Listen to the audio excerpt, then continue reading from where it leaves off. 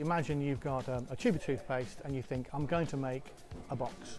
So you squeeze the toothpaste out and you make a square. You lift the toothpaste up a little bit, make a square on top of a square. And you keep on doing that. It's just the same thing but with plastic. Today's event is for disabled people who are encouraged to come along and think about 3D printing and how this technology could make their life easier.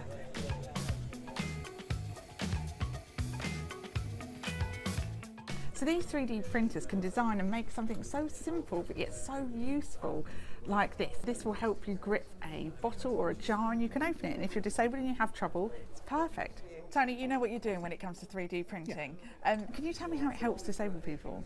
Yeah, I mean, as you illustrated there, it's a need for something to solve a problem, and it's a very easy way to make a one-off for a particular person. So if you haven't got ability in a certain way on your hand or your fingers or your wrist, you can modify an idea and make it work for you to make your life a little bit more accessible. Whether it's a gadget that goes on to help you lift a pan up or help you with mobility, that's something you can do as a bespoke one-off for you.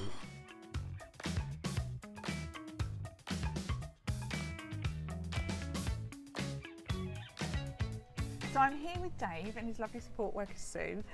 Dave, you have told me that you want to design something. It's like a long pole that you can grip, that you can use various technology like your iPad and iPhone. How's that going to help you?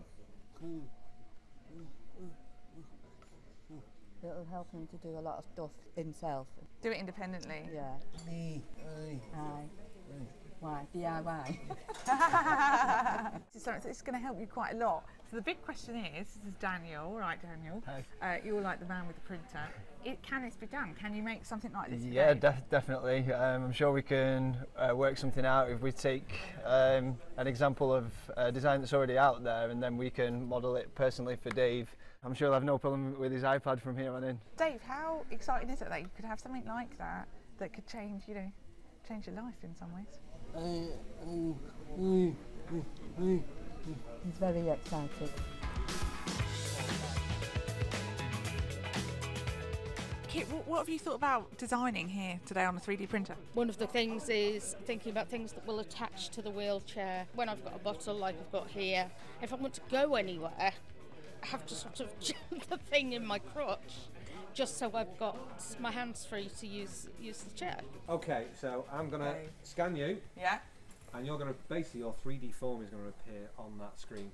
Okay, so you just need to pick something right in front of you and stay looking at that. I've got massive teeth. Does it do teeth? Dave, how does it all work from this scanning process to printing process? Okay, so the scanner takes lots of reference points. It joins all those reference points together to make a picture of you. We then just take that onto the computer, save it in a specific file format, take it on an SD card, just like the one in your camera, put it into the 3D printer and press print.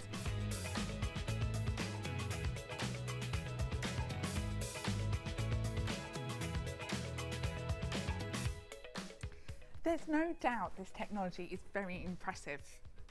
Do you like the likeness? But on a serious note, disabled people are in the best position to design and print the gadgets that will help improve their independence. And without the need for specialist manufacturing, it's a cheaper alternative.